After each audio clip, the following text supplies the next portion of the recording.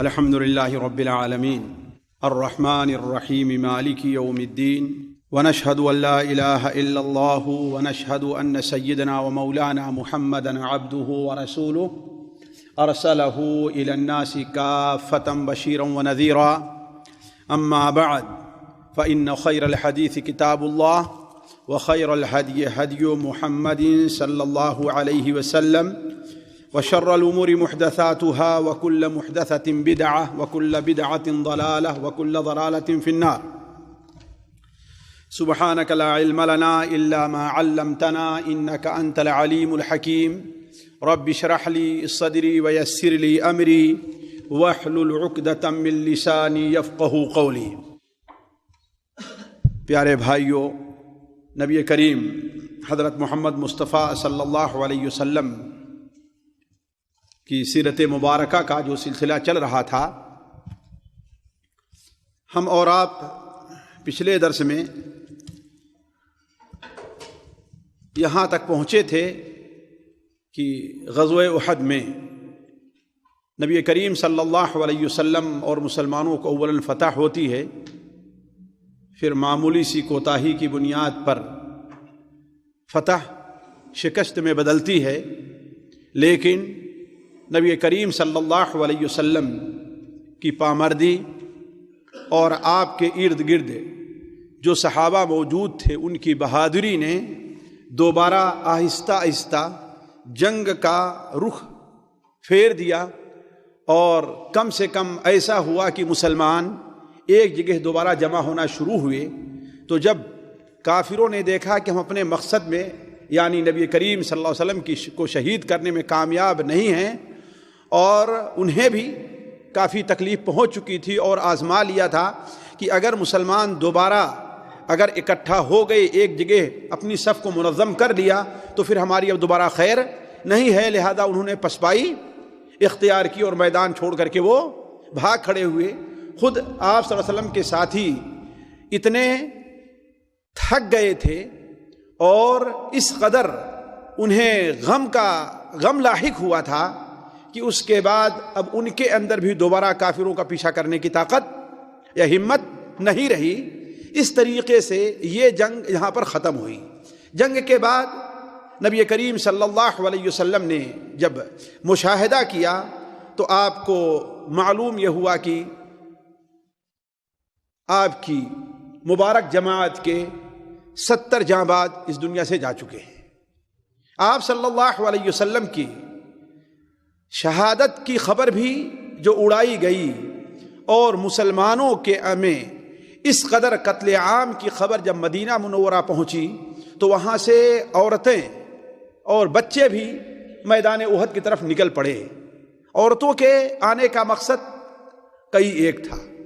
ایک تو اس خطرناک خبر اور پریشان کن خبر کو سن کر کے انہیں اپنے گھروں میں قرار نہیں آیا۔ سب سے زیادہ غم اگر کسی کو لوگوں کو کسی کا تھا تو نبی کریم صلی اللہ علیہ وسلم کی شہادت کا تھا، اور اس میں دوسرا بھی مقصد تھا کہ جو لوگ زخمی ہیں ان کی مرہم پٹی کی جائے، جو لوگ جنہیں پانی چاہیے انہیں پانی مہیا کیا جائے۔ اسی لیے جن عورتوں کا خصوصی طور پر نام آتا ہے ان میں حضرت عائشہ رضی اللہ تعالی عنہا بھی ہیں، حضرت ام سلیم رضی اللہ تعالی عنہا ہیں، حضرت ام سلیط رضی اللہ تعالی عنہا ہیں، حضرت نصیبہ اور حضرت ام عمارہ بنت کعب رضی اللہ تعالی عنہا کا نام خصوصی طور پر آتا ہے۔ چنانچہ بخاری شریف میں ایک حدیث ہے کہ حضرت عمر رضی اللہ تعالی عنہ کی خدمت میں ایک بار کچھ عورتوں کا جوڑا آیا، آپ انہیں عورتوں میں تقسیم کرنے لگے، اور اچھے قسم کا جوڑا تھا۔ ایک تقسیم کرنے کے بعد ایک نہایت ہی بڑا ہی خوبصورت سا جوڑا یا بڑی خوبصورت سی چادر باقی رہ گئی۔ لوگوں سے آپ نے مشورہ کیا کہ آخر یہ چادر کس کو دینی چاہیے۔ ایک ہوتا ہے نا کہ اولی درجے کے جو لوگ مستحقین ہوتے ہیں ان کو تو دے دیا گیا، لیکن اب بچ ایک رہی ہے اور ثانوی درجے کے مستحقین بہت لوگ بچیں گے، ان کو کس کو دیا جائے؟ تو صحابہ کرام نے عرض کیا کہ اس چادر کے سب سے زیادہ مستحق نبی کریم صلی اللہ علیہ وسلم کی نواسی آپ کی بیوی حضرت ام کلثوم بنت علی رضی اللہ تعالی عنہا ہیں۔ نبی کریم صلی اللہ علیہ وسلم کی نواسی حضرت عمر رضی اللہ تعالی عنہ کی بیوی، حضرت علی رضی اللہ تعالی عنہ کی بیٹی، حضرت فاطمہ کی بیٹی رضی اللہ تعالی عنہ، ان کی بیٹی ام کلثوم ہے۔ لیکن اس میں ذرا اندازہ لگائیں، تھوڑا سا یہ جذبہ تھا کہ حضرت عمر کی بیوی ہیں، گویا یہ چادر اپنے گھر میں جا رہی ہے، اس ناحیے سے کہ اللہ کے رسول کی نواسی زیادہ حقدار تھی، لیکن اس ناحیے سے کہ حضرت عمر کی بیٹی ہیں، بیوی ہیں، اس لیے حضرت عمر رضی اللہ تعالی عنہ نے کہا نہیں، یہ چادر ام سلیت کو دے دو رضی اللہ تعالی عنہ۔ کیوں؟ اس لیے کہ یہ ان عورتوں میں ہیں جنہیں ہم نے دیکھا کہ غزوہ احد کے موقع پر زخمیوں کو لا کر کے پانی پلا رہی تھی۔ تو کہنے کا مطلب یہ ہے کہ عورتیں بھی اپنے گھر سے نکلیں، کسی کو اپنے عزیز کے قریب کے شہادت کی خبر ملی تھی، کسی کو اپنے گھر والوں کے بارے میں کوئی اطلاع نہیں تھی، تو ان عورتوں میں جن کا خصوصاً ذکر آتا ہے حضرت صلی اللہ علیہ وسلم کی بیوی حضرت صفیہ بھی رضی اللہ تعالی عنہ، ان کو معلوم یہ ہوا کہ ان کے بھائی حضرت حمزہ رضی اللہ تعالی عنہ کو شہید کر دیا گیا ہے۔ نہ ہی صرف شہید کیا گیا ہے بلکہ ان کے ناک کان کاٹ لیے گئے ہیں، اور یہی نہیں بلکہ ان کا سینہ بھی چاک کیا گیا ہے۔ کیوں ساتھیوں؟ اس لیے کہ جب مسلمانوں کو پہلے مرحلے میں جیت ہوئی تو کافر تو بھاگ کھڑے ہوئے، لیکن جب دوسرے مرحلے میں انہیں ناکامی ہوئی مسلمانوں کو اور کافر دوڑے ہیں، تو ان کے چھوٹے اور ان کی عورتیں جو تھیں مسلمانوں کے ساتھ دشمنی میں، اور دشمنی کو مزید اپنا جسے کہتے ہیں اپنی بھڑاس نکالنے کے لیے انہوں نے مسلمان زخمیوں اور مسلمان شہیدوں کے ساتھ یہ حرکت کرنا شروع کی ہے۔ اسی لیے ابو سفیان جب واپس جانے لگا ہے تو اس نے کہا کہ لڑائی گویا کنویں میں ڈالی جانے والی ڈول ہے، ایک بار آپ ڈول ڈالتے ہیں اور دوبارہ ہم ڈالتے ہیں، گویا ایک بار آپ کو جیت اور ایک بار ہمیں جیت ہوئی۔ آپ کو جیت کہاں ہوئی تھی؟ بدر کے میدان میں، اور ہمیں جیت یہاں ہو رہی ہے۔ اور اس کے بعد ابو سفیان نے کہا ہاں، آپ اپنے مقتولین میں، شہیدوں میں کچھ لوگوں کے بارے میں ایسا پائیں گے کہ ان کے ناک کان کاٹ لیے گئے ہیں، ان کو مثلہ کر دیا گیا ہے، یعنی ان کے لاش کی حیت کو بگاڑ دیا گیا ہے۔ یہ ہمارے بڑوں کا کرنا نہیں ہے، یا اور ہمارے بڑوں نے ایسا حکم نہیں دیا ہے، لیکن ہمیں یہ بات بری بھی نہیں لگی ہے۔ کیا کہا تھا؟ ہمارے بڑوں نے، سرداروں نے اس کا حکم نہیں دیا ہے، نہ یہ کرنے کے لیے انہوں نے کسی کو تیار کیا ہے، لیکن یہ بات بھی ہے کہ یہ چیز ہمیں بری نہیں لگی ہے۔ تو حضرت صفیہ رضی اللہ تعالیٰ عنہ آپ صلی اللہ علیہ وسلم کی پھوپھی ہیں، حضرت زبیر کی والدہ صفیہ ہی ان کا نام ہے، ان کو معلوم یہ ہوا کہ ان کے بھائی کے ساتھ ایسا مسئلہ کر دیا گا، بھائی شہید ہو گئے ہیں، تو ان کے پاس کفن کے لیے جو 2 چادر تھی وہ لے کر کے آئیں۔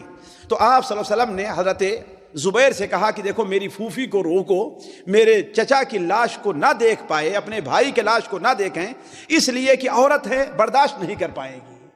تو حضرت زبیر آگے بڑھتے ہیں تو کہتے ہیں کہ ماشاءاللہ وہ پہلوان اور بڑی طاقت والی عورت تھی، میرے سینے پہ زور کا دھکا مارا، کہا کہ ہٹ میرے سامنے سے۔ لیکن جب حضرت زبیر نے کہا کہ اللہ کے رسول صلی اللہ علیہ وسلم کا فرمان ہے، حضرت زبیر نے کیا کہا کہ اللہ کے رسول صلی اللہ علیہ وسلم کا فرمان ہے، تو وہ وہیں پر اپنی جگہ پہ ٹھہر جاتی ہیں اور کہتی ہیں کہ مجھے میرے بھائی کی شہادت کی خبر ملی ہے، میرے بھائی کے لاش کے ساتھ کیا برتاؤ کیا ہے مجھے یہ بھی خبر ملی ہے، میں صبر سے کام لوں گی، میں صبر سے کام لوں گی۔ تو آپ صلی اللہ علیہ وسلم نے کہا کہ ٹھیک ہے، انہیں اجازت دے دو۔ چنانچہ وہ گئیں، اپنے بھائی کے لاش کے پاس کھڑی ہوئیں، تعریفی کلمات کہے، دعائیہ کلمات کہے، اور وہیں سے واپس آ گئیں، اور 2 چادر نبی کریم صلی اللہ علیہ وسلم کو دیا کہ ان میں ہمارے بھائی کو کفن دے دیا جائے۔ لیکن انہی کے بغل میں ایک اور پہلوان، بڑا بہادر مسلمان، حضرت مصعب بن عمیر، جن کے ہاتھ میں مسلمانوں کا جھنڈا تھا، وہ بھی شہید ہوئے تھے۔ تو آپ صلی اللہ علیہ وسلم نے کہا کہ ایک چادر حضرت زبیر کو، حضرت حمزہ کو دیا جائے، اور دوسری چادر حضرت مصعب بن عمیر رضی اللہ تعالیٰ کو۔ خیر، تو بات یہ ہو رہی تھی کہ عورتیں وہاں سے نکل پڑی اپنے زخمیوں اور ان کی خبر گیری کے لیے۔ نبی کریم صلی اللہ علیہ وسلم جب دیکھے کہ کافر لوگ وہاں سے رخصت ہو گئے ہیں تو آپ زخمیوں کی خبر لینے کے بارے میں سوچنے لگے۔ آپ نے سب سے پہلے پوچھا کہ حمزہ کے بارے میں کوئی مجھے کچھ خبر دے گا، کہاں ہیں؟ تو آپ کے بارے میں بتایا گیا، آپ جائے ان کی لاش پر کھڑے ہوئے۔ اس کے بعد آپ نے ایک اور انصاری صحابی سعد ابن ربیع کے بارے میں کہا گیا کہ سعد ابن ربیع کے بارے میں کوئی مجھے بتائے گا کہ وہ کہاں ہیں؟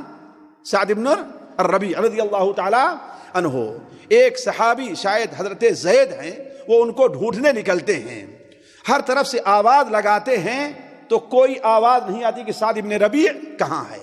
لیکن کسی نے کہا تھا کہ اگر وہ بے ہوش بھی ہوں گے اور نبی کریم صلی اللہ علیہ وسلم کا نام ان کے لاش کے پاس کھڑے ہو کر کے لوگے تو وہ جواب دیں گے۔ ساتھیو، یہ محبت تھی، یہ شرعی محبت تھی نبی کریم صلی اللہ علیہ وسلم کی۔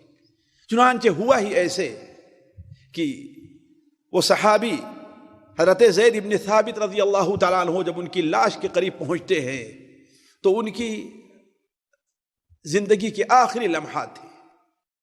انہوں نے کہا کہ سعد ابن ربیع، اللہ کے رسول صلی اللہ علیہ وسلم تمہیں سلام کہہ رہے ہیں، اللہ کے رسول صلی اللہ علیہ وسلم تمہیں سلام کہہ رہے ہیں۔ انہوں نے کہا وعلی رسول اللہ وعلیک السلام۔ کیا جواب دیا؟ ساتھیو، یہ صحابہ کرام کا ادب دیکھیے نبی کریم صلی اللہ علیہ وسلم کے ساتھ۔ ہم تو آپ کے احکام جو ہیں فرامین ہیں اس کا بھی ادب نہیں بجا لاتے۔ آپ کے کتنے احکام ہیں، اٹھنے سے متعلق، بیٹھنے سے متعلق، کھانے سے متعلق، پینے سے متعلق، لباس سے متعلق، شکل و صورت سے متعلق، ان تمام احکام کو ہم چھوڑے ہوئے۔ لیکن صحابہ کرام کی محبت دیکھیے، حالانکہ سنت کا طریقہ یہ ہے کہ اگر کوئی آدمی کسی کا سلام لے کر کے آ رہا ہے تو آپ پہلے اسے کہیں علیکہ وعلیہ السلام۔ سنت کا طریقہ کیا ہے؟ کہا جائے علیکہ وعلیہ السلام۔ لیکن صحابی کو یہ گوارا نہیں رہا کہ نبی کریم صلی اللہ علیہ وسلم کے نام سے پہلے کسی کا نام لیا جائے۔ انہوں نے کیا کہا؟ علی رسول اللہ وعلیہ السلام۔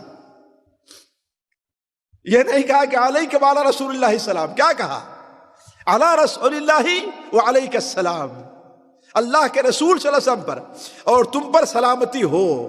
اور کہا کہ اللہ کے رسول صلی اللہ علیہ وسلم نے سوال کیا ہے، پوچھا ہے کہ آپ کی کیا حالت ہے؟ تو کہا کہہ دینا کہ اے اللہ کے رسول صلی اللہ علیہ وسلم، مجھے اب جنت کی خوشبو آ رہی ہے۔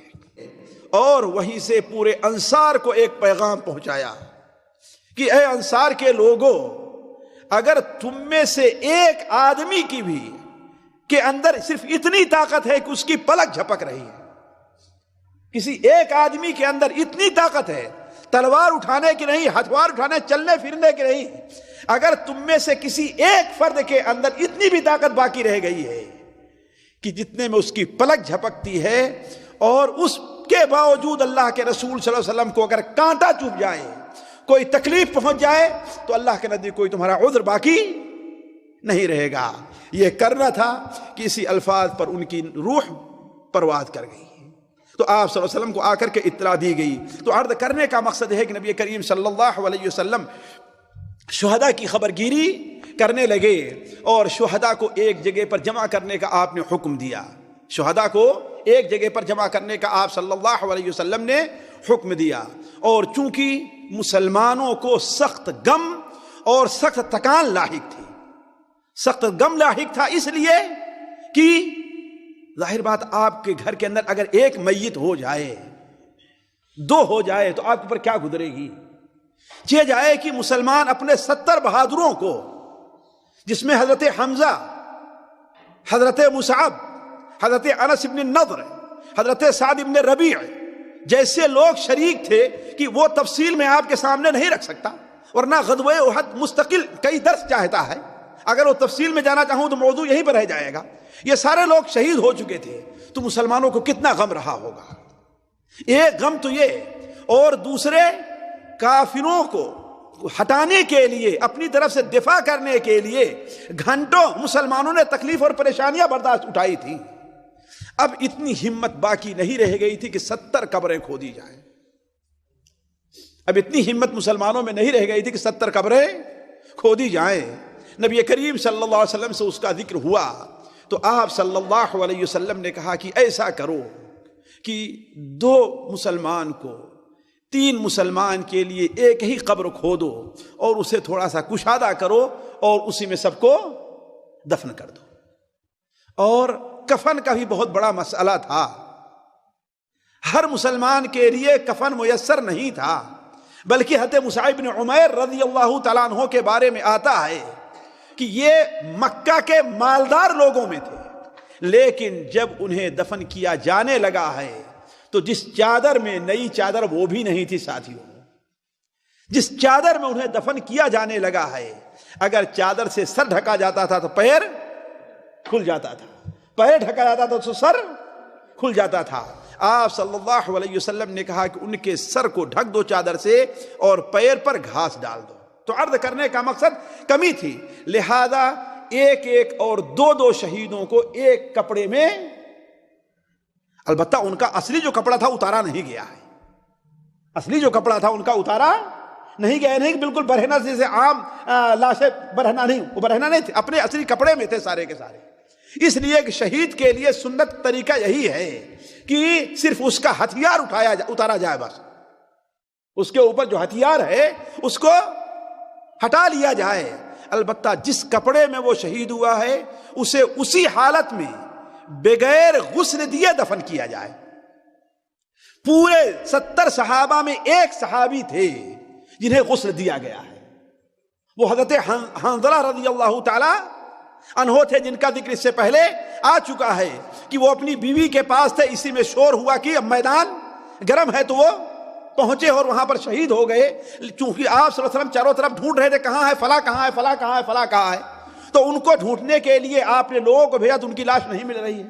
تھوڑی دیر میں پتا چلا کہ ایک لاش وہ پہاڑ کے ایک ٹیلا ہے وہاں پر پڑی ہوئی ہے.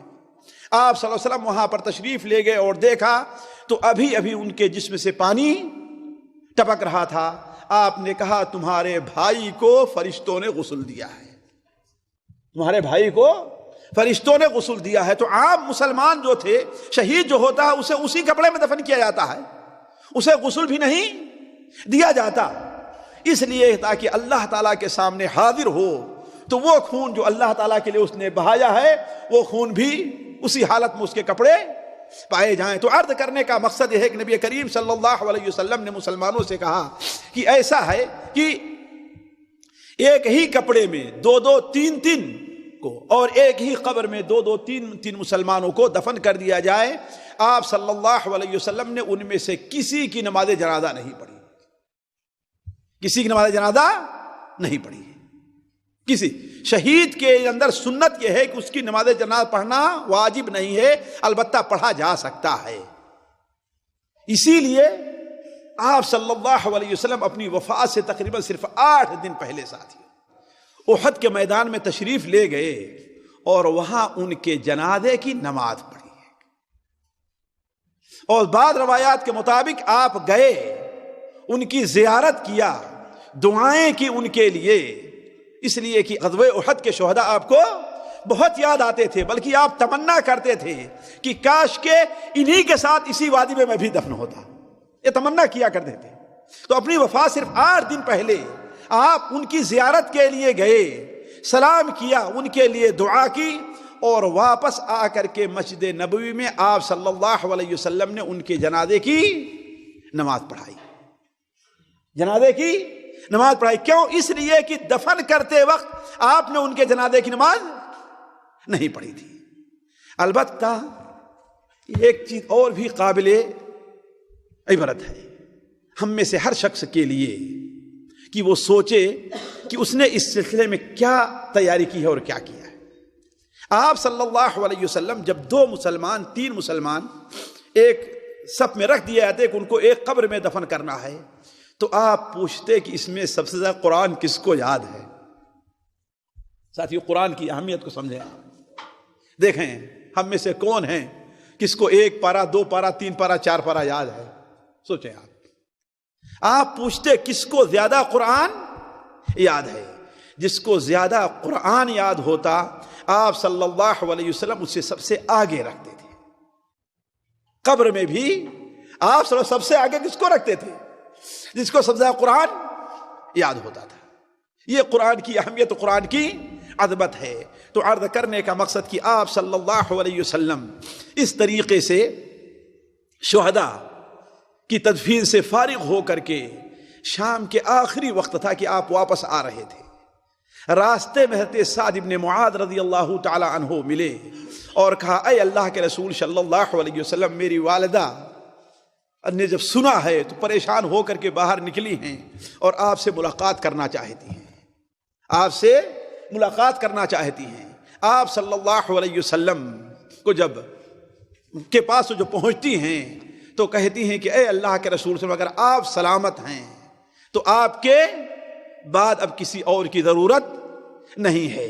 اور اسی وقت وہ مشہور واقعہ جو ہمارے اور آپ کے ہاں بیان کیا جاتا ہے پیش آیا بنو دینار کی عورت کا، کہ وہ آ رہی تھی، آگے بڑھ رہی تھی، کہ اس کو بتایا گیا کہ تمہارے بھائی شہید کر دیے گئے. اس نے کہا کوئی نہیں، بات نہیں، اللہ کے رسول صلی اللہ علیہ وسلم کیسے ہیں؟ کہا لوگوں نے سلامت ہیں. پھر کہا گیا تمہارے باپ بھی، پھر کہا گیا تمہارے بھائی بھی، پھر کہا گیا تمہارا بیٹا بھی، پھر کہا گیا تمہارا شوہر بھی، سارے کے سارے شہید کر دیے گئے ہیں. لیکن وہ ہر بار کہتی رہی کہ اللہ کے رسول صلی اللہ علیہ وسلم کیسے ہیں. تو جب لوگوں نے کہا کہ اللہ کے رسول سلامت ہیں تو انہوں نے کہا کہ بس مجھے دکھا دیا جائے کہ وہ کہاں ہیں.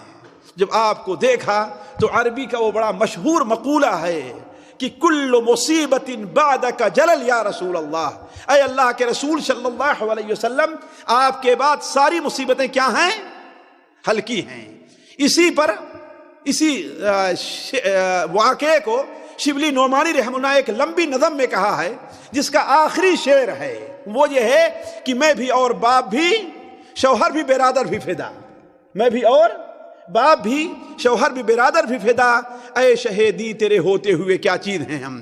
کہ اے اللہ کے رسول اگر آپ سلامت ہیں تو ساری دنیا سلامت ہے، تسلی ہے پناہ بے کسا زندہ سلامت ہے، کوئی پرواہ نہیں سارا جہاں زندہ سلامت ہے. تو اس کے بعد آپ صلی اللہ علیہ وسلم، بلکہ ایک چیز رہ گئی، جب آپ صلی اللہ علیہ وسلم احد کے میدان میں دفن سے فارغ ہوئے، اب واپس ہونا ہوا، تو آپ صلی اللہ علیہ وسلم میدان میں کھڑے ہوئے اور لوگوں سے کہا کہ اے لوگوں صف بنا لو، اے لوگوں صف بنا لو. اس میدان سے رخصت ہونے سے پہلے ذرا اپنے رب سے میں ذرا مناجات تو کر لوں، اپنے رب کی حمد و ثنا تو بیان کر لوں. اس لیے کہ اللہ تعالیٰ نے یہ لوگ شہید ہوئے، اللہ تعالیٰ ان کی شہادت کو قبول فرمائے. اللہ تعالیٰ نے ہمیں اگر عام کامیابی کی طرح کامیابی نہیں دی لیکن پھر بھی کامیابی ہی تو ہمیں اس لیے کہ جب کافر میدان چھوڑ کر کے بھاگ کھڑا ہوا ہے، کافر جب میدان چھوڑ کر کے بھاگ کھڑا ہوا تو اس کا مطلب کامیابی کس کو ہے؟ حقیقت میں ہمیں کامیابی ہے. اور اگر کچھ بھی نہیں ہے، جس حال میں بھی ہے، ہر حال میں اللہ تبارک و تعالیٰ کا شکر ادا کرنا چاہیے. تو آپ صلی اللہ علیہ وسلم نے مسلمانوں سے کہا، جیسا کہ امام بخاری رحمہ اللہ اپنی کتاب الادب المفرد میں نقل کرتے ہیں، مسلمانوں سے کہا کہ ذرا ٹھہرو اور سب بنا کر کھڑے ہو جاؤ تاکہ میں اپنے رب سے تھوڑی سی سرگوشیاں کر لوں. اس وقت وہ مشہور دعا آپ صلی اللہ علیہ وسلم نے پڑھی ہے کہ اللہم لا قابض لما، اللہم لک الحمد کلو، اللہم لا قابض لما بسط ولا باسط لما قبض ولا ہادی لمن اضللت ولا مضل لمن هديت ولا مباعد لمن قربت ولا مقرب لمن بعدت. اللهم ابسط علينا من بركاتك وفضلك ورحمتك ورزقك. اللهم إني أسألك النعيم المقيم الذي لا يحول ولا يزول. اللهم إني أسألك النعيم يوم العيلة والأمن يوم الخوف. اللهم إني عائذ بك من شر ما أعطيتنا وشر ما منعتنا. آخر تک آپ صلی اللہ علیہ وسلم نے دعا کی جس کے اندر اللہ تعالیٰ کی حمد بیان کی. اس کے بعد آپ صلی اللہ علیہ وسلم نے حمد کرنے کے بعد کہا کہ اے اللہ تعالیٰ، جس کو تو ہدایت دینا چاہے اسے کوئی گمراہ نہیں کر سکتا، جسے تو اپنے قریب کرنا چاہے اسے کوئی دور نہیں کر سکتا، جسے تو اپنے سے دور کر دے اسے کوئی اپنے سے آپ کے قریب نہیں کر سکتا، آپ جسے بھٹکا دیں اسے کوئی صحیح راستے پر لا نہیں سکتا۔ اس لمبی تمہید کے بعد آپ صلی اللہ علیہ وسلم نے کہا کہ اے اللہ تبارک و تعالی، ہمارے اوپر اپنی رحمتیں، اپنی برکتیں نازل فرما۔ اے اللہ تبارک و تعالی، ہمیں اس جگہ پر جہاں ہر قسم کا امن، ہر قسم کی اقامت موجود ہے، جہاں ہر قسم کی راحت ہے، یعنی جنت میں اور آخرت میں، اپنی نعمتوں سے نواز، اس لیے کہ اس دنیا میں جو نعمت بھی ملے گی وہ نعمت ختم ہونے والی ہے۔ اور اے اللہ تبارک و تعالی، آپ نے ہمیں جو کچھ دیا ہے اس کے شر سے بھی آپ کی پناہ میں آنا چاہتا ہوں، اور جو کچھ روک لیا ہے اس کے شر سے پناہ میں آنا چاہتا ہوں۔ یعنی اگر ہم جیت جائیں ان میں کوئی شر ہے تو اس شر سے آپ کی پناہ چاہتا ہوں، اور اگر ہار جائیں اس میں کوئی شر ہے تو اس سے بھی آپ کی پناہ چاہتا ہوں۔ علی کل حال لمبی سی دعا کرنے کے بعد آپ صلی اللہ علیہ وسلم مدینہ منورہ واپس چلے آئے۔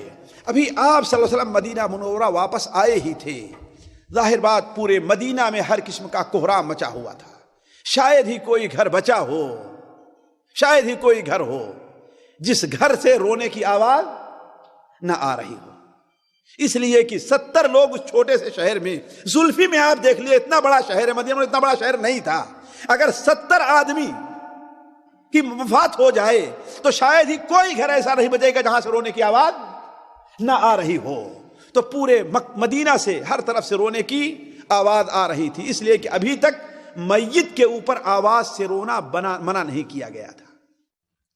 تو آپ صلی اللہ علیہ وسلم نے فرمایا ہے لیکن حمزہ پر آج رونے والا کوئی نہیں ہے، اس لیے کہ آپ کے عام طور پر خاندان والے کہاں تھے؟ لوگ مکہ میں تھے، ہے کہ نہیں؟ خاندان عام طور پر کون تھے؟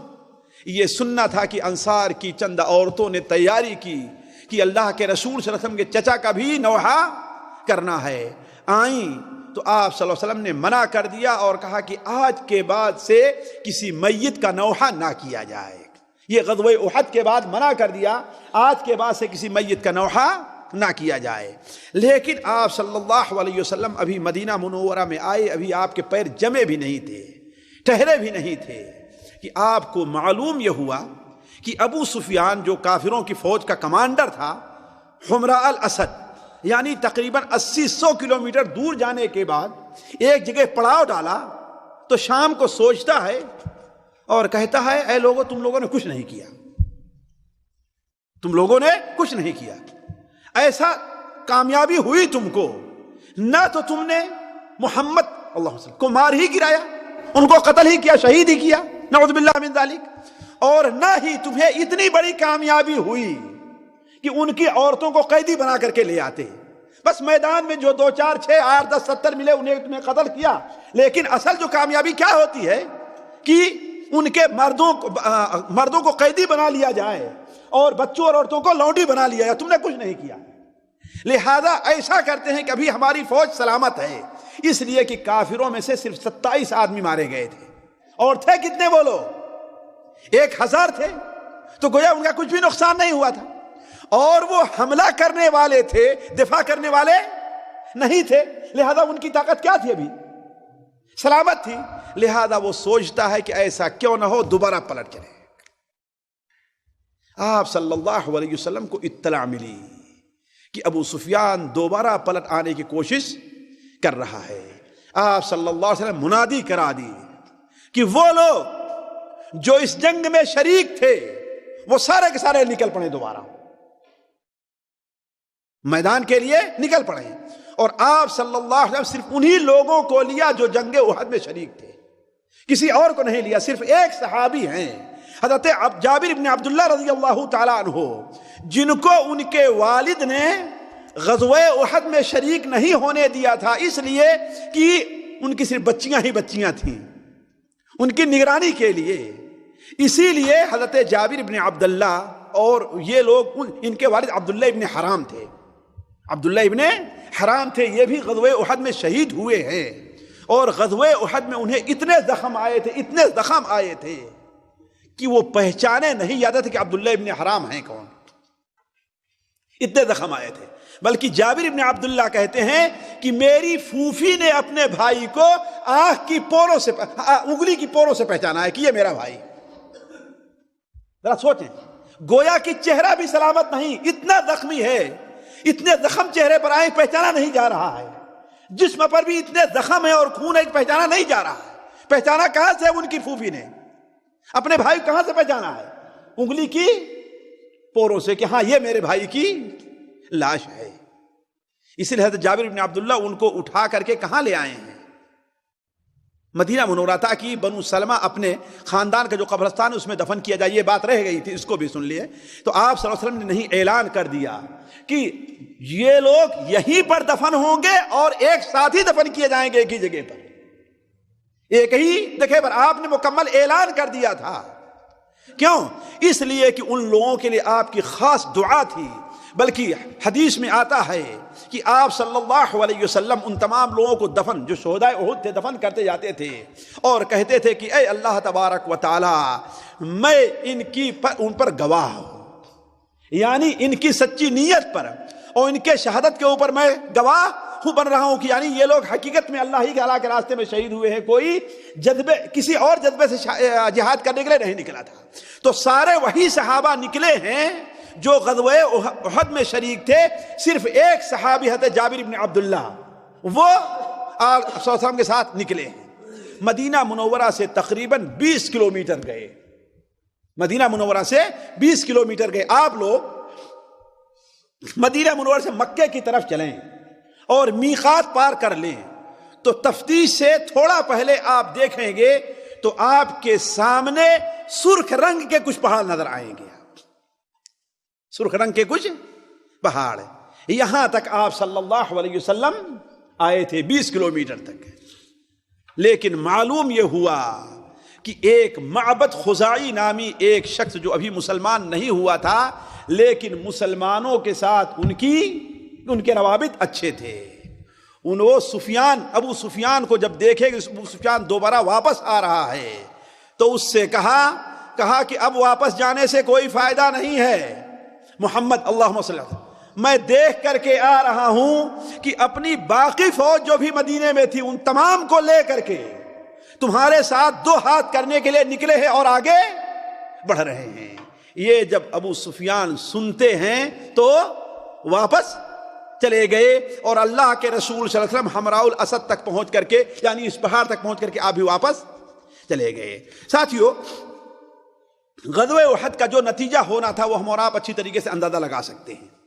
غزوہ بدر کے بعد مسلمانوں کی ایک دھاک بیٹھ گئی تھی، قبیلے ان سے خوف کھانا شروع ہو گئے تھے۔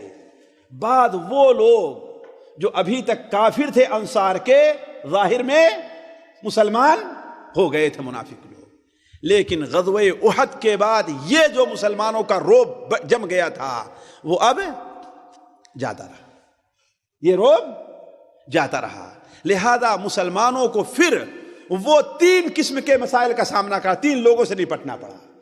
ایک تو وہ جو پہلے کافر تھے مسلمان ہو گئے تھے، یعنی منافقین، وہ لوگ، دوسرے یہود، اور تیسرے بدوی قبائل۔ اس لیے قریش سے تو مقابلہ ہوا تھا، وہ گئے ہی تھے، وہ تو چوتھے دن ان کے نوا تینوں ان کا تھا۔ اب یہ تینوں دوبارہ سر اٹھا لیے، یہود اور منافقین مسلمانوں کو عار دلانے لگے اور ان کے بارے میں کہنے لگے کہ یہ دیکھو بڑے بہادر بن کے نکلے ہیں، ہم تو کہہ رہے تھے کہ یہیں رہ کر کے لڑو مدینہ میں، لیکن بات نہیں مانی ہماری، باہر نکل کر کے گئے۔ آخر کیا پایا؟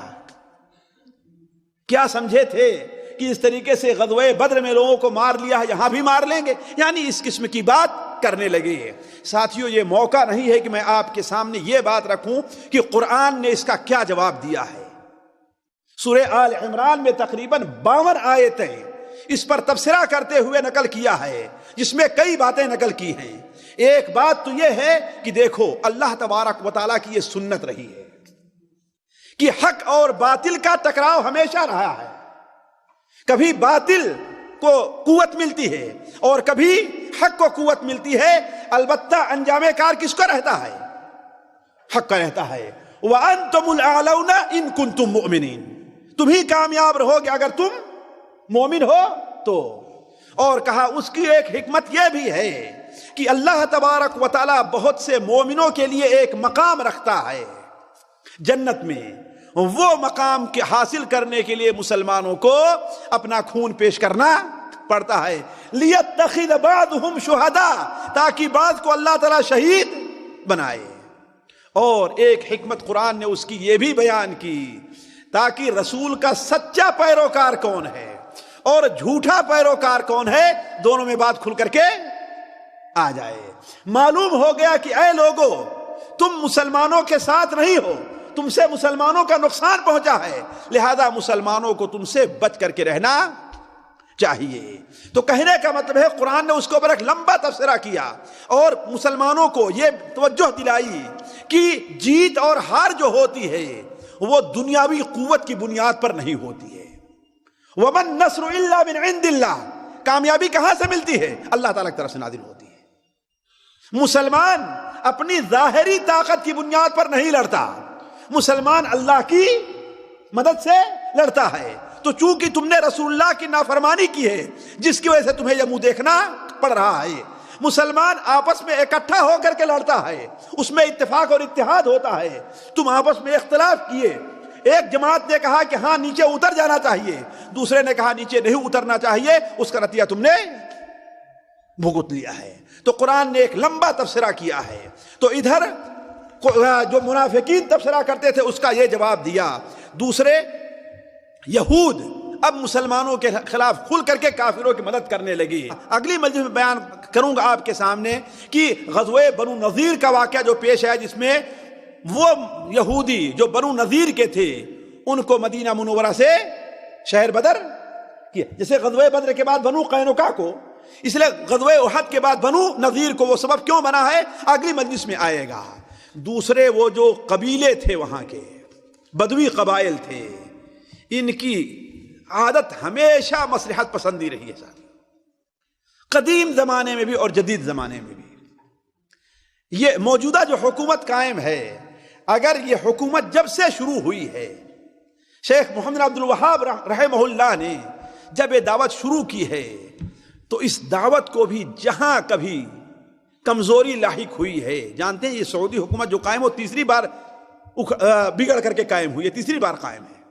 پہلی بار قائم ہوئی ان کو برباد کر دیا گیا، دوسری بار قائم ہوئی پھر برباد کر، یہ تیسری بار قائم ہے۔ اور ہر بار اگر آپ اس کی سیرت پڑھیں تو اس میں جو بدوی قبائل ہیں ان کی مصلحت پسندی کا بہت بڑا دخل ہے، انہیں جو زیادہ دینے کے لیے تیار ہوا اس کے ساتھ ہو لیے، دیکھیں کون زیادہ طاقتور ہے اس کے ساتھ ہو لیے۔ تو اب بدوی قبائل نے یہ دیکھا کہ اب تک تو ہم یہ دیکھ رہے تھے کہ ہاں مدینہ کی جو حکومت ہے اس کو کامیابی ملے گی، لیکن اب تو ہم نے یہ دیکھ لیا کہ لہذا اب کیا کیے کہ وہ مسلمانوں کے خلاف لڑنے کی تیاریاں کرنے لگے۔ صرف دو مثالیں میں دوں گا، حالانکہ بہت زیادہ ہیں۔ ایک مثال مکہ مکرمہ کے قریب، آپ جانتے ہیں کہ طائف اور مکہ کے درمیان قبیلے بنو حذیل آباد تھا، اور اسی علاقے میں آپ صلی اللہ علیہ وسلم نے ایام رضاعت، اپنا مدت رضاعت گزاری تھی۔ ان کا اصل مقام جو ہے وادی نخلہ یا وادی عرنا تھا، ان کا سردار تھا خالد بن سفیان الہذلی، خالد بن سفیان الہذلی۔ اس نے جب دیکھا کہ ہاں قریش مسلمانوں سے کامیاب ہیں تو اس نے کہا قریش کا ساتھ دینے کے لیے چلو ایک بار ہم بھی اپنی قوت کو اکٹھا کرتے اور مدینہ منورہ پر حملہ کر دیتے ہیں، تاکہ قریش ہمارے ساتھ نہیں، اس لیے کہ اب ان کی طاقت کھل کر کے سامنے آئی ہے۔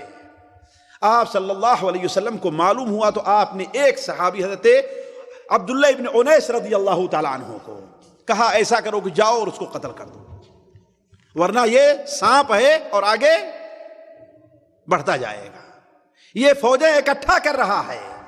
عبداللہ ابن انیس رضی اللہ تعالیٰ عنہ اکیلے انہیں کہا وادی نخلہ جاؤ، وادی نخلہ طائف اور اس کے درمیان میں ہے، وہاں پر جاتے ہیں تو کہا اے اللہ کے رسول صلی اللہ علیہ وسلم اس کی علامت کیا ہے، میں کیسے پہچانوں گا کہ خالد بن سفیان الہذلی ہے؟ کہا جب تم اس کے سامنے پہنچو گے تو اس کے بدن میں کپکپی پڑ جائے گی اور اس کے جسم کے رونگٹے کھڑے ہو جائیں گے۔ رونگٹے کھڑے ہو جائیں گے۔ وہ کہتے ہیں میں اس کی تلاش میں نکلا، وہ جا رہا تھا اور اس کے ساتھ عورتیں تھیں۔ اب عصر کا وقت ہو گیا تھا۔ اب میں دیکھتا ہوں کہ اگر میں رک کر کے عصر کی نماز پڑھنے لگوں گا تو وہ نکل جائے گا، وہ نکل جائے گا، اور اگر اس کا پیچھا کرتا ہوں تو عصر کی نماز جاتی رہے گی۔ تو کیا کیا انہوں نے؟ کیا کیا؟ اس کا پیچھا کرتے رہے اور اشارے سے عصر کی نماز پڑھتے رہے۔ یہاں سے علماء نے ایک مسئلہ لیا ہے کہ وہ آدمی جسے کسی ایسی بڑی مہم میں جانا ہے اور وہ نماز کے لیے نہیں رک سکتا، جیسے یہاں پر کوئی ایمبولینس کا ڈرائیور ہو، اسے ریاض یا قصیم جانا ہے لیکن نماز کا وقت ہو گیا، نماز کے لیے رکتا ہے تو مریض کی جان چلی جانے کا خطرہ ہے، دشمن کا پیچھا کر رہا ہے، اگر رک جاتا ہے تو دشمن کے نکل جانے کا خطرہ ہے۔ تو ایسے موقع پر کیا کرنا چاہیے؟ کہا کہ اشارے سے نماز پڑھتے جائے، خواہ قبلہ سے الگ ہی رک کیوں نہ ہو۔ ساتھیو، نماز کی یہ اہمیت ذرا دیکھیں، ایسے موقع پر بھی نماز کیا ہے؟ پڑھی جائے گی، اور وقت پر پڑھی جائے گی، نماز قضا نہیں کی جائے گی۔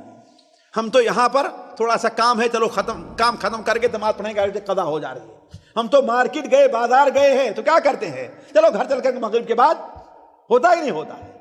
یہ غلط ہے، حرام ناجائز کام ہے، زنا سے ہی بڑا جرم ہے، یہ زنا کرنے سے بڑا جرم ہے۔ تو حضرت عبداللہ ابن انیس رضی اللہ تعالی عنہ اس کے پیچھے پیچھے چلے، یہاں تک کہ سورج ڈوبنے والا تھا کہ عرفہ کے میدان میں اسے پا لیا، اور اس کے سامنے پہنچے تو کہا کہ ہاں تم کیا کر رہے ہو؟ کہا کہ ہمیں خبر ملی ہے کہ آپ محمد اللہ علیہ وسلم کے خلاف آپ فوج جمع کر رہے ہیں، تو میں بھی چاہتا ہوں کہ آپ کے ساتھ ہو لوں۔ یہ نہیں کہا میں آپ کی مدد کروں، ذرا دیکھیے ایک منٹ، یہ نہیں کہا کہ میں آپ کی مدد کروں، کیا کہا؟ میں چاہتا ہوں کہ آپ کے ساتھ ہو لوں۔ چنانچہ اس کے ساتھ چلتے رہے، ایک جگہ جہاں اسے غافل پہ اس کے اوپر حملہ کر دیا اور اسے قتل کر دیا۔ اور جب 4 دن کے بعد نبی کریم صلی اللہ علیہ وسلم کی خدمت میں حاضر ہوتے ہیں تو آپ صلی اللہ علیہ وسلم نے انہیں ایک عصا دیا ہے، اپنی چھڑی دیا ہے، کہا کہ تم کامیاب ہو۔ کہا اس کی علامت کیا ہے؟ کہا یہ میری چھڑی تمہارے ساتھ ہے۔ اور اس چھڑی کی اتنی حفاظت کی ہے کہ جب دفن ہونے لگے ہیں انتقال کے بعد تو ان کے ساتھ وہ چھڑی بھی قبر میں دفن کر دی گئی ہے۔ تو اب اس طریقے سے اس کا خاتمہ کیا۔ دوسری طرف معلوم یہ ہوا کہ مشرق کی طرف آج جہاں پر مدینہ منورہ سے چلیے، یہاں سے آپ جانے لگیے تو ایک جگہ آپ کو قطن ملے گی، مدینہ منورہ سے 320-330 کلومیٹر کے قریب، یعنی مدینہ منورہ سے پہلے ایک جگہ کیا ہے؟ قطن، جس کو ہمارے لوگ کاٹن پڑھتے ہیں، اور کاٹن لکھا بھی ہوا ہے، قطن، قطن، قاف طا اور نون۔ آپ مدینہ منورہ جاتے جائیں تو آپ کو ایک وادی کا نام ملے گا، جگہ کا نام قطن ملے گا، آپ کو کاٹن لکھا ہوا ہے، KCA اور TAN لکھا ہوا ہے، وہ ہے کہ نہیں ہے؟ تو وہ قطن لکھا ہوا ہے۔ اسی جگہ پر آپ کو معلوم ہوا کہ کچھ لوگ مسلمانوں کے خلاف بدو اپنی فوجیں جمع کر رہے ہیں۔ آپ صلی اللہ علیہ وسلم نے حضرت ابو سلمہ رضی اللہ تعالی عنہ کو 150 مسلمانوں کو دے کر کے محرم کے مہینے میں، یہ شوال کے مہینے میں پیش آیا تھا نا، محرم کے مہینے میں آپ نے بھیجا اور کہا جاؤ ان کو تتر بتر کر دو۔ وہ آئے، اچانک ان کے اوپر حملہ کیا، انہیں تتر بتر کر کے انہیں بھگا دیا۔ لیکن ساتھیوں، ان تمام کامیابی کے بعد 2 واقعات ایسے پیش آئے ہیں کہ مسلمانوں کی آپ صلی اللہ علیہ وسلم کی زندگی پر اس کا بڑا اثر رہا ہے، اور مشکل یہ ہے کہ وہ بیان کرنا بھی بہت ضروری ہے۔ کیوں؟ اس لیے کہ سیرت سے اس کا تعلق ہے، اور اتنا دردناک ہے کہ وہ بیان کرنے کے لیے بھی دل گردے کی ضرورت پڑتی ہے۔ وہ کیا؟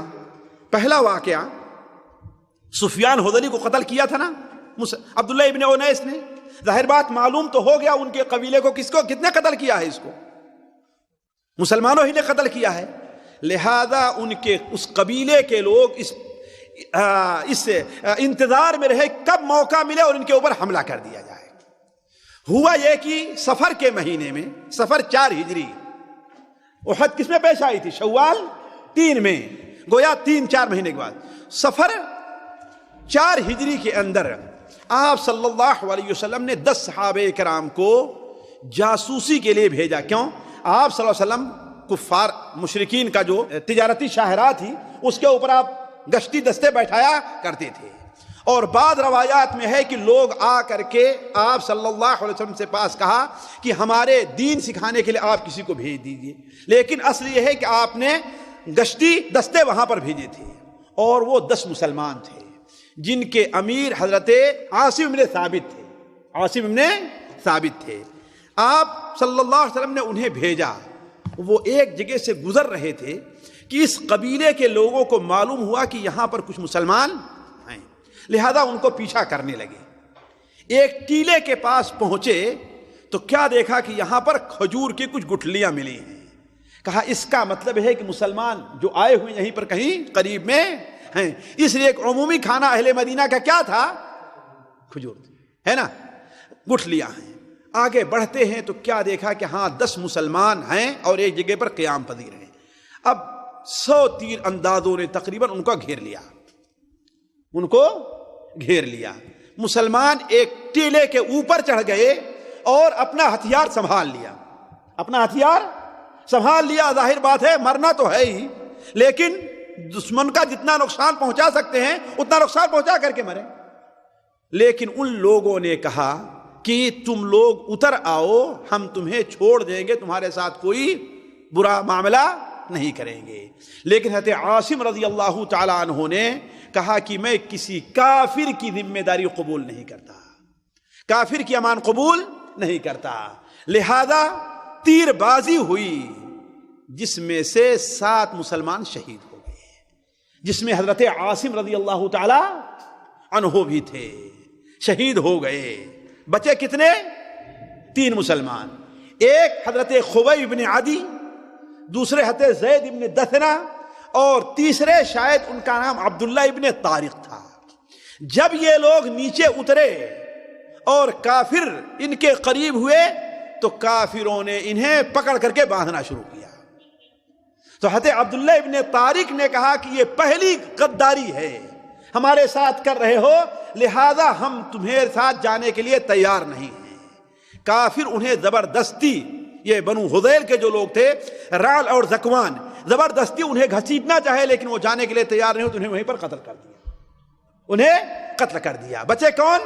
2، حضرت خبیب بن عدی اور حضرت زید بن دثنہ۔ انہیں لے جا کر کے اہل مکہ کے ہاتھوں بیچ دیا۔ کیوں؟ اس لیے کہ ان لوگوں نے چونکہ غزوہ بدر میں کافروں کو قتل کیا تھا، لہذا ان کے بدلے کے لیے۔ تو حضرت زید ابن الدثنہ کو صفوان ابن امیہ نے خریدا تھا۔ کیوں؟ اس لیے کہ امیہ اپنے باپ کے بدلے انہیں قتل کرے، اور خبیب ابن عدی کو ایک خاندان نے خریدا۔ اب ان دونوں کے بارے میں فیصلہ ہوا کہ انہیں سولی پر لٹکا دیا جائے، اور وہیں پر وہ مشہور واقعہ حضرت خبیب بن عدی رضی اللہ تعالی عنہ کا ہے کہ وہ یہ جس عورت کے قید میں تھے، اس عورت سے شہادت معلوم ہوا کہ ہاں ان کو کل سولی پر لٹکایا جائے گا، تو اس سے استرا مانگا تھا۔ پورا قصہ آپ لوگوں نے سنا ہے۔ استرا مانگا، وہ عورت تھوڑی سی غافل ہوئی کہ اس کا بچہ کھیلتے کھیلتے کن کے پاس چلا گیا؟ حضرت خبیب رضی اللہ تعالی عنہ کے پاس۔ انہوں نے بچے کو اپنی ران پر بیٹھا لیا، جسے بچے کو پیار سے بیٹھاتے ہیں۔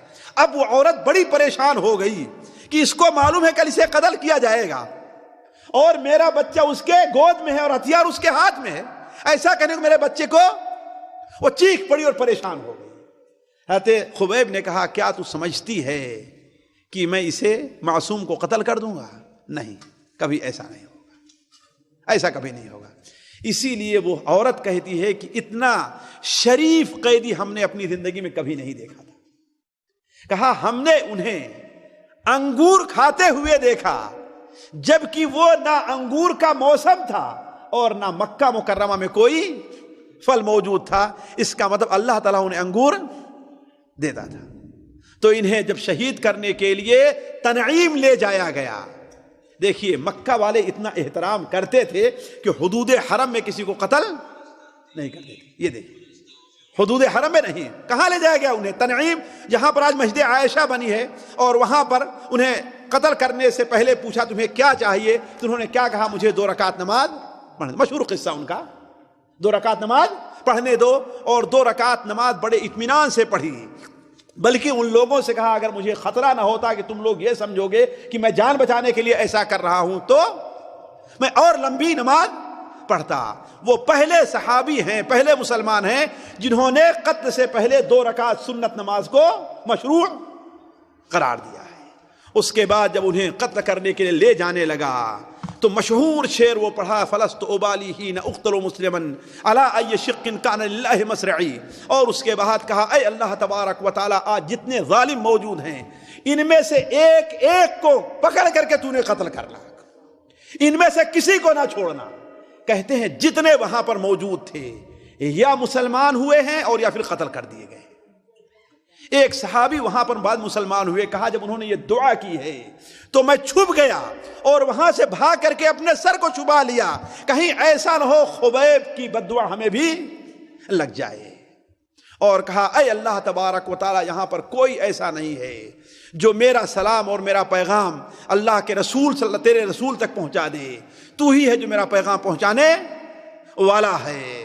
تو اسی کو اردو شاعر کہتا ہے کہ جب نکلتی جان ہے اسلام پر تب نہیں پرواہ مجھ کو جان کی، کیوں نہ دوں کامل خوشی سے اپنی جان، چاہیے مجھ کو رضا رحمان کی، اے خدا پہنچا میرا ان کو سلام، جان جن پر ہم نے ہے قربان کی۔ اسی پر ان کو سولی دے دی گئی۔ دوسرے حضرت زید ابن دثنہ رضی اللہ تعالیٰ عنہ ہیں، جب انہیں سولی پر لٹکایا گیا، سولی پر لٹکے ہوئے ہیں، پھر ابو سفیان نے ان سے پوچھا کہ یہ بتاؤ کیا تمہیں یہ گوارا ہے کہ اس جگہ پر آج محمد لٹکتے ہوتے اور تم کہاں ہوتے؟ اپنے گھر میں ہوتے۔ کہا کہ بدبختو تم یہ کہہ رہے ہو، مجھے تو یہ بھی گوارا نہیں کہ میں اس پر لٹکتا رہوں اور محمد صلی اللہ علیہ وسلم کے پیر میں ایک کانٹا بھی چبھ جائے۔ یہ سب کچھ ہے گوارا، پر یہ دیکھا نہیں جا نہیں سکتا کہ نبی کے پائے اقدس میں کوئی کانٹا بھی چبھ جائے۔ تو یہ دردناک واقعہ آپ صلی اللہ علیہ وسلم کے اس زخم کو دوبارہ تازہ کر دیا جو زخم آپ کو غزوہ احد میں لگا ہوا تھا کہ 10 اچھے قسم کے اور بہادر قسم کے صحابی شہید کر دیے گئے۔ دوسرا واقعہ جو پیش آیا وہ بڑا لمبا ہے، لیکن اس کو اختصار کے ساتھ اس طریقے سے سن لیے کہ آپ صلی اللہ علیہ وسلم کے خلاف جو بدوی قبائل ہوئے تھے اس میں سے نجد کے قبائل بنو غطفان وغیرہ بھی تھے۔ ان میں کا ایک شخص طفیل ابن عامر، جسے ابو البرا ملاعب الاسنہ کہا کرتے تھے، یعنی نیزوں سے کھیلنے والا ابو البرا، یہ آپ کی خدمت میں تشریف لے آیا۔ یہ بھی سفر 4 ہجری کا واقعہ ہے۔ آپ کی خدمت میں تشریف لے آیا اور آپ سے نے اس کے اوپر دین کی دعوت پیش کی۔ اس نے انکار نہیں کیا اور نہ ہی قبول کیا۔ اس نے کہا ایسا کیجئے کہ آپ ہمارے علاقے میں اپنے داعیوں کو بھیجئے، قاریوں کو بھیجئے جو دعوت کا کام کرنے والے ہوں، وہ آئیں، اگر ہماری قوم سمجھ لیتی ہے اور میں اس کا ذمہ دار ہوں، اگر ہماری قوم سمجھ لیتی ہے اور دعوت کو قبول کر لیتی ہے تو کوئی حرجہ نہیں ہے۔ آپ صلی اللہ علیہ وسلم نے کہا کہ یہ تو بڑی بہترین بات ہے۔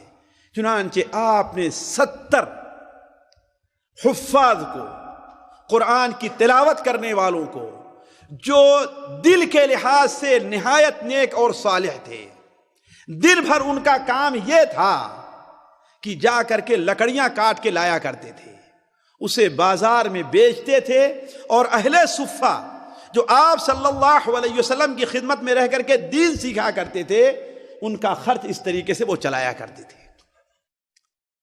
تو ساتھیوں، دین کے سیکھنے کے لیے جو لوگ اپنے آپ کو وقف کر دیے ہوں، مدرسوں کی شکل میں ہیں، مسجدوں کی شکل میں ہیں، کسی بھی شکل میں ہیں، جنہوں نے اللہ کا دین سیکھنے کے لیے اپنے آپ کو وقف کر دیا ہے، ان کی خدمت بڑی اچھی خدمت ہے، ان کا خرچ چلانا بہت اچھا ہے۔ آج ساتھیوں ہم اللہ سوچ لیں کہ جس طریقے سے ہم اپنے بچوں کا خرچ چلاتے ہیں کسی ایسے مدرسے میں جہاں غریب بچے پڑھ رہے ہوں، کیا ہم میں کا ہر آدمی ایک بچے کا خرچ نہیں چلا سکتا؟ چلا سکتا ہے نا؟ لیکن ہم اپنے بچوں پہ جائز ناجائز ہزاروں خرچ کر دیں گے، لیکن ان کے اوپر سینکڑوں خرچ کرنے کے لیے تیار نہیں ہوں گے۔ جبکہ صحیح طریقہ سنت کا طریقہ یہ ہے کہ وہ 70 صحابی جو حافظ قرآن تھے، اللہ تعالیٰ کے راستے کے مجاہد تھے، وہ دن میں کیا کرتے تھے؟ آپ صلی اللہ علیہ وسلم کی باتیں سننے سے جو موقع ملتا تھا، سننے کے بعد جاتے تھے باہر لکڑیاں کاٹ کے لایا کرتے تھے اور بازار میں بیچ کر کے وہ صحابہ کرام جو آپ صلی اللہ علیہ وسلم کے پاس رہ کر کے دین سیکھتے تھے، اپنا سارا کچھ وقف کر دیا تھا، ان کے بیوی بچے کوئی نہیں تھے، ان کا خرچ چلایا کرتے تھے۔ آپ صلی اللہ علیہ وسلم نے ایسے 70 صحابہ کرام کو بھیجا۔ یہ جہاں پر آج مہد الذہب واقع ہے، آپ مدینہ منورہ جانے لگیں یا آنے لگیں تو باہر بائیں جانے لگیں، بائیں طرف آپ کو ایک بورڈ ملے گا مہد الذہب۔ یہ علاقہ تھا بنو سلیم کا، یہ علاقہ بنو سلیم کا تھا۔ جب وہ لوگ وہاں پر پہنچے ہیں تو وہاں اللہ کا ایک دشمن عامر ابن طفیل تھا۔ وہ عامر ابن جو پہلے گیا تھا نا، وہ عامر ابن مالک تھے جو آپ کے پاس گیا تھا، ملائب ابو البراء، اور یہ عامر ابن طفیل تھا، دونوں ایک ہی خاندان کے تھے۔ اس نے کیا کام کیا کہ اپنے قبیلے کے لوگوں کو ان کے خلاف ابھار دیا۔ لیکن آپ صلی اللہ علیہ وسلم نے جن لوگوں کو بھیجا تھا ان میں حضرت انس بن مالک کے ماموں رضی اللہ تعالی عنہ بھی تھے، مالک ابن سنان وہ بھی تھے، اور حضرت ابوبکر کا وہ غلام جو ان کے ساتھ ہجرت کیا تھا عامر ابن فہیرہ، وہ بھی اس کے اندر شریک تھے۔ تو چنانچہ حضرت مالک کو ابن ملحان کو، سنان نہیں بلکہ ابن ملحان کو خطرہ لاحق ہوا کہ یہ قوم علاقے کے جو لوگ ہیں وہ کیا ہے، میرے اوپر حملہ کرنا چاہتے ہیں۔ ان کے پاس نبی کریم صلی اللہ علیہ وسلم کا ایک خط تھا جو اس وقت کے سردار کو جو وہاں پر تھا یعنی عامر ابن طفیل کو دینا تھا، تو وہ اس کے پاس جانے کے لیے اجازت چاہے اور کہتے ہیں کیا تم مجھے یہ موقع دیتے ہو کہ اللہ کے رسول صلی اللہ علیہ وسلم کا پیغام تم لوگوں تک پہنچا دوں میں؟ انہوں نے کہا کہ ہاں ہے۔ وہ خط انہوں نے پیش کیا، اس کے وہ بدبخت خط کو پڑھنا کیا تھا، خط کو پڑھا نہیں بلکہ اپنے ایک ساتھی کو اشارہ کرتا ہے، اس نے پیچھے سے ان کے پیٹھ کے اوپر اتنا زور کا نیزہ یا بھالا مارا کہ وہ پار ہو گیا۔ جب پار ہو گیا وہ بیٹھے ہوئے ہیں، خون آگے گرنے لگا، انہوں نے خون کو اپنے دونوں ہاتھ پر لیا ہے اور لے کر کے اپنے چہرے کے اوپر کہا اور کہا فزت برب الکعبہ، فزت ورب الکعبہ، رب کعبہ قسم میں کامیاب ہو گیا، رب کعبہ قسم میں کامیاب ہو گیا۔ ساتھیو ذرا دیکھیے یہ کون سی کامیابی تھی؟ اس لیے کہ اللہ کے رسول سے پیغام پہنچانے میں کامیاب ہو گئے تھے۔ جان چلی گئی ہے اس کی پرواہ نہیں ہے، لیکن اللہ کے رسول صلی اللہ علیہ وسلم کا پیغام جو پہنچانا تھا، اسی لیے کہا اتأمنوننی، کیا تم مجھے موقع دو گے کہ اللہ کے رسول کا پیغام تم لوگوں تک پہنچا دوں؟ اور جب خط قبول کر لیا اس نے، پھر اس کے اوپر حملہ کرتے ہیں، سمجھے کہ میری جان جا رہی ہے اب، لیکن کیا کہتے ہیں فزت ورب الکعبہ، رب کعبہ قسم میں کامیاب ہو گیا۔ یہ کہنا تھا، کرنا تھا ان کو قتل کرنے کے بعد کہ عامر ابن طفیل نے اپنے ساتھیوں کو کہا کہ ان کے اوپر حملہ کر دو، لیکن بنو سلیم حملہ کرنے کے لیے تیار نہیں ہوئے۔ کیوں؟ اس لیے کہ ان کا امیر جو تھا عامر ابن مالک ابو البراء، جو آپ صلی اللہ علیہ وسلم سے وعدہ کر کے آیا تھا، کہا کہ نہیں، ہمارے امیر نے انہیں امان دیا ہے، ہم ان کے اوپر حملہ نہیں کریں گے۔ تو اس بدبخت نے، اللہ کے دشمن نے دوسرے قبیلے کو، عصیہ کو اور ذکوان کو، ان کو اکٹھا کیا اور کہا بنو لحیان کو، اور کہا کہ ان کے اوپر حملہ کرو۔ چنانچہ ان 70 صحابی ایک جگہ پر جمع تھے اور سینکڑوں کی تعداد میں دشمنوں نے ان کے اوپر حملہ کر دیا۔ ان میں سے ایک صحابی بھی نہیں بچا، سارے کے سارے شہید ہو گئے۔ صرف ایک صحابی زخمی حالت میں اٹھا کر کے لائے گئے اور وہ غزوہ خندق تک زندہ رہے، اور دوسرے 2 صحابی جو اونٹ چرانے گئے تھے، ایک عامر ابن امیہ الضمری رضی اللہ تعالیٰ عنہ، دوسرے ایک صحابی، وہ جب قریب پہنچتے ہیں تو کیا دیکھتے ہیں کہ میرے ساتھیوں کا یہ حشر ہوا ہے، میرے ساتھی 70 جو تھے وہ سارے کے سارے شہید کر دیے گئے ہیں۔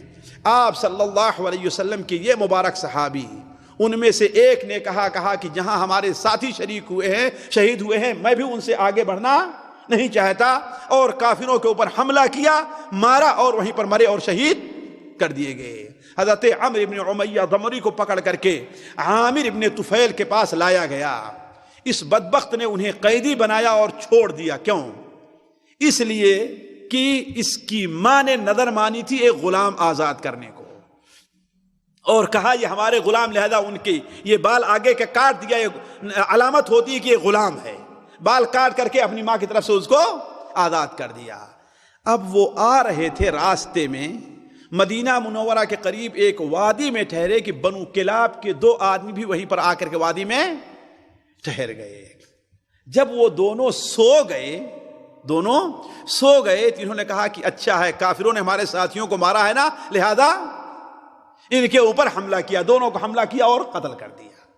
حالانکہ یہ دونوں وہ تھے کافر، لیکن نبی کریم صلی اللہ علیہ وسلم کا عہد ان کے پاس تھا، انہیں معلوم نہیں تھا۔ جب وہ مدینہ منورہ آئے ہیں تو آپ نے کہا انہیں تم نے قتل کر دیا، حالانکہ انہیں ہم نے امان دیا تھا، لہذا ان کا خون بہا ادا کرنا چاہیے۔ اس خون بہا ادا کرنے کے لیے آپ نے جب مال جمع کرنا شروع کیا تو بنو نذیر جو یہود تھے، آپ ان کے پاس بھی گئے۔ کیوں؟ اس لیے کہ یہود اور مسلمانوں کا معاہدہ تھا کہ اگر کسی کا خون بہا ادا کرنا ہوا تو ہم سارے کے ساتھ ایک ساتھ شریک ہوں گے، لیکن یہودیوں نے وہاں آپ کو قتل کرنا چاہا ہے، اور یہی سبب بنا ہے غزوہ بنو نذیر کا، ان کے اوپر حملہ کرنے کا۔ تو عرض کرنے کا مقصد کس طریقے سے سفر کے مہینے میں اللہ کے رسول صلی اللہ علیہ وسلم اپنے 70 سے زائد بلکہ 80 صحابہ جو اچھے گنتے انہیں، اور آپ کا دوبارہ وہ زخم جو غزوہ احد میں لگا تھا، دوبارہ کہاں 70 صحابہ غزوہ احد میں شہید ہوئے تھے، اور پھر 80 صحابہ۔